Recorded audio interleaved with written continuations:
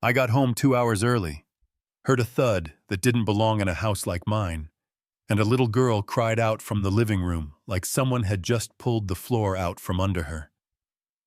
My wife's heels were clicking on marble like a metronome, my keys were still warm in my hand, and my stomach went cold in a way I don't wish on anybody. If it were you walking in on that sound, what would you have done? I stepped in, and everything slowed down the way it does right before a car crash. Shards of a vase glittering like ice across the rug, a smear of blood on an 8-year-old knee, and Vivian, my wife of 3 years, standing over Carmen's daughter Lana, with a face I didn't recognize. Not the charity gala face, not the brunch with donors face, a different one, hard and flat, and pleased with itself. The girl was curled into the corner with the TV still humming low, small hands around her knees, doing that adult scan kids learn when they've been trained by fear, first checking for danger, then checking for permission, then choosing silence. Vivian saw me and her whole body changed like a stage cue smile on voice honeyed. "Jonathan, dear, I didn't hear you come in," she said. "The girl broke a Ming vase. Do you know what that costs more than her mother makes in a year?" And she tossed it out like a grocery price, like it wasn't meant to bruise, just to inform. Lana whispered that the TV spiked a loud voice she'd turned too fast. Her elbow clipped the vase, and I believed her, because the way trauma talks is precise. It remembers the sound, the angle, the flinch, the tiny details no liar bothers to invent. Do you think that's fair, an 8-year-old defending herself in a house where she doesn't own a single drawer? Do you think that's normal? I crouched down. I asked where it hurt. I asked where her mom was. And Vivian cut across my words with a laugh. "She saves for rooms full of diamonds. Children need discipline," she said. "Carmen lets Lana treat our home like a playground, and she made playground sound like a disease." Lana looked at me and touched her own cheek, like she had to ask permission to speak with her face. "People like me," she said, then stopped. Like the words had teeth. "People, our color, we should remember our place," and that sentence fell between us like a stone dropped in water, clean and heavy and impossible to pretend you didn't hear. 3 years of marriage flashed in my head like a highlight reel that wasn't so flattering. The committee chairs and benefactors and speeches about opportunity. The way Vivian could charm a room like she'd invented light, and then tiny memories I'd filed under stress, and style started clicking into a pattern. Carmen's jaw tight when they crossed in the hallway. Lana going quiet the second Vivian entered a room, the comments about properly educating employees' children, the sudden staff changes that didn't work out. And I realized I had built an empire with systems and measurements, and I had none at home, just trust, and the illusion that good intentions manage themselves. The front door opened, paper bags rustled, Carmen rushed in with that working woman quickness that gets things done without noise. Her eyes landed on her daughter's knee, the broken porcelain, and then Vivian's face, and I watched an entire conversation happen in one look between them. "Don't speak, don't move, don't risk it. We have rent to pay." I told Carmen I'd bandage the cut in the kitchen, asked her to come with me, and Lana told Vivian we'd talk later. No shouting, no theater, just a decision that this was not going to be managed with a smile and a donor lunch. Pattern interrupt, because this matters. Documentation is not drama, it is protection. In the kitchen, under warm light that made the marble foyer feel like a different planet, Carmen's hands trembled while she dabbed at the blood. Voice steady, she said. "Mrs. Vivian has her way of keeping order. Lana is learning boundaries." And I asked boundaries, like what? And Lana answered before her mother could. Boundaries, like know your place, be grateful to be here, people like us will never have what rich white children have. Learn humility early, and she said it like a script she'd memorized to pass a test adults kept handing her. I asked how long Carmen stared at the door instead of me. "Since the first month of their marriage," she said. "And we need this job, we can't lose our references. And I remembered every time I let Vivian handle hiring and firing, because I didn't want to be the boss at home every exit we never questioned. And I felt that particular kind of sickness that comes from realizing your comfort costs someone else their safety. I told Carmen her job was secure, no matter what I told Lana. Telling the truth would not get them punished. I said I would prove it with actions, not promises, because trust is a ledger, not a speech, and I meant it. If it were you, would you have promised the same, or would you have told yourself you needed more time, more facts, more context while the hurt kept happening where you couldn't see it? I walked to my office, sat down, and did what I do best when something is wrong. I built a plan, not a speech, a plan. I called Diana Rodriguez, civil rights attorney, the kind of person you meet at a fundraiser and pray you never need to dial on a Friday at 5 p.m. And she answered on the second ring. She asked for specifics, timing, wording patterns. She said, "Escalation is likely when a person who lives on control feels threatened. Start recording." Now she said, "She could be at my house in 40 minutes. I said, "Come." While I waited, I switched on the old intercom, a dusty system the renovation crew wanted to rip out. And through that little grill, I heard Vivian's voice in the living room, thick with irritation, smoothed by etiquette. The tone people use when they're furious, but invested in sounding above it. She was on the phone with her mother. She was saying, "Jonathan is too soft. Certain social classes need order. I won't let him ruin what I've built." And then she said the thing that made the hair on my arms stand up. "If he makes this a problem, we activate Plan B." Plan B. Pattern interrupt, because that's the twist you don't see coming until it's standing in your living room. Vivian didn't just want control, she had a playbook. She said she'd spent 3 years documenting my outbursts. She said she could paint me unstable and controlling. She said she'd provoked reactions on purpose, recorded them carefully, lined up alimony angles with a lawyer I'd never met. And here's where my shame and my strategy met in the middle. Because I remembered the night she told me a contractor had shouted at Carmen, and I raised my voice, not at Carmen, at the idea that someone would do that in my home. And I remembered a phone on the counter screen down, and I realized I had been managed.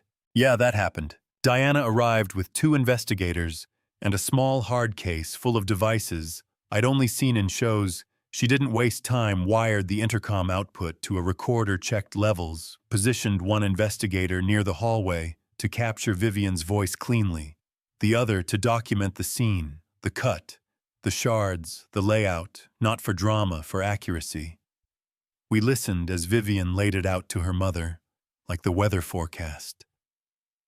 Keep them in their place, threaten the mother's job, and she folds Jonathan, likes to play savior. I'll show him consequences, and she laughed. Not a wild cackle, just that practical little laugh of someone describing a system that works. I picked up my tablet, opened my LinkedIn, stared at 50,000 people who had clapped for my talks about culture and leadership and impact, and I had a choice: embarrassment or alignment. Say I believe in accountability or actually do it. I went live, title simple: accountability at home, camera on a harmless hallway. No faces, just a timestamp and a microphone.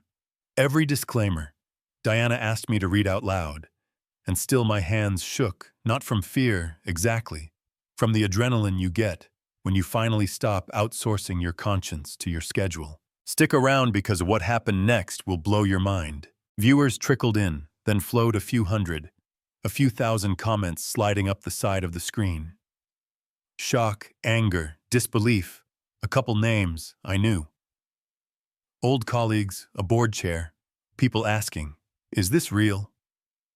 And on the other side of the house, Vivian was still performing certainty to an audience of one she trusted, telling her mother she had receipts on me, telling her not to worry about the help.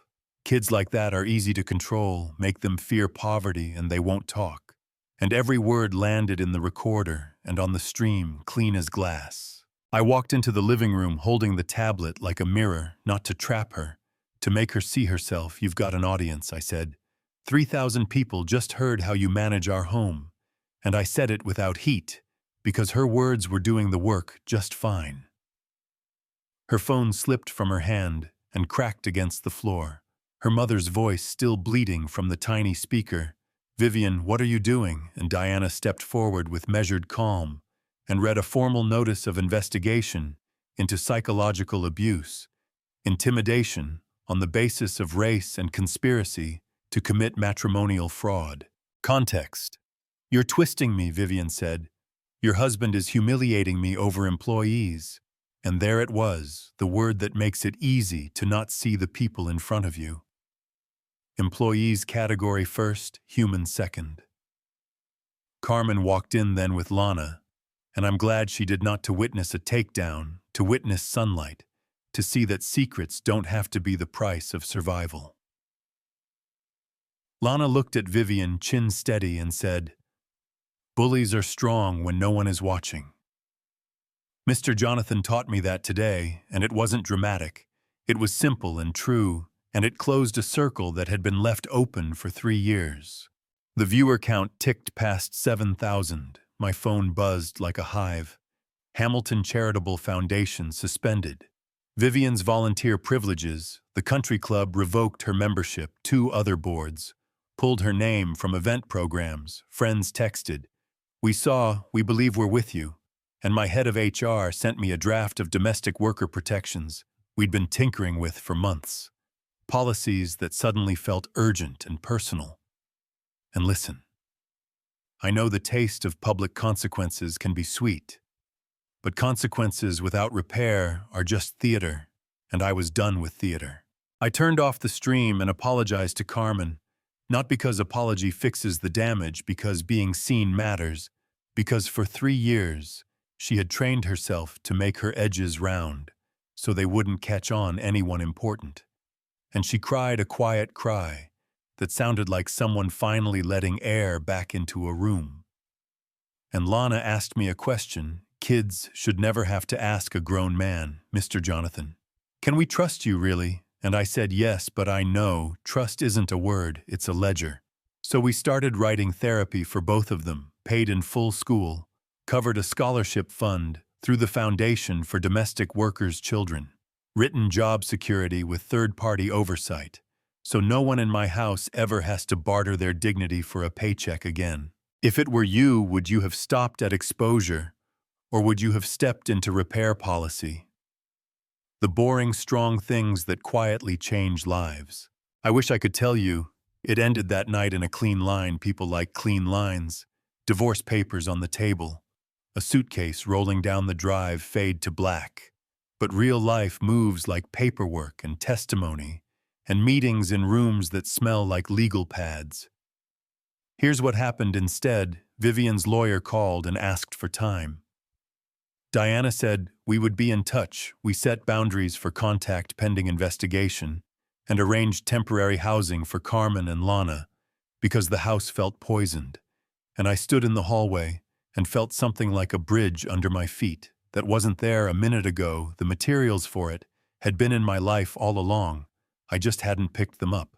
The story spread not because I fed it, because reporters were already working on a series about discrimination in domestic spaces, and this slotted right in because other families wrote me privately about what they had seen and ignored, because staff across this city already know where the rot is and have learned to live around it, and people like me, people who wear our good intentions like armor, confuse achievement for moral vision, and when we finally wake up, we want applause for getting out of bed. Do you think that's fair? That men with money get to sleep through alarms, that apologies come with press, that a live stream becomes a confessional people treat like entertainment? Pattern interrupt. You want to know about the vase, the precious thing that started the avalanche.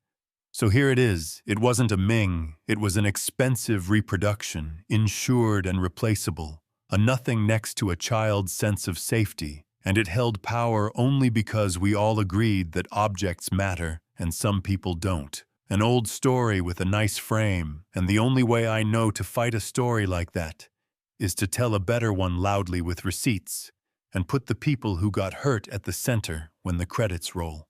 Here's the part that will satisfy some of you and irritate others, both, can be true. We filed for separation. The investigation is active. Vivian is dealing with consequences. She largely wrote for herself, and in my home we installed outside oversight. Not because I don't trust my own judgment, because I finally respect how blind it can be. And we gave Carmen and Lana power they didn't have before, the power to say what repair looks like, and when it's enough, not because I am generous, because that's what justice looks like when it grows up. Now it's your turn to sit in this with me in your city, on your street, in your building. What do you do when the person with the perfect smile shows their real teeth? Do you shield? Do you shrink? Do you document? Do you stream? Do you fix? Or do you shrug and say, "Not my house, not my problem"? Because if you have employees or neighbors or relatives who rely on you for a paycheck or a reference. This story is closer than you think. The question isn't whether it's there. The question is whether you're looking. And before we close, hear me clearly. Some of you are already typing that live streaming was cruel, that I humiliated my wife to save my image, that public shaming isn't justice. Say it. I can take it, but give me your alternative that protects a child today, with steps and deadlines and names, because I am ready to fund a better plan if you've got one. Others will say it should have stayed private, that family matters are sacred, that you don't air laundry, but if laundry is where bruises hide, then laundry deserves sunlight, and I'm done pretending that politeness is more important than safety.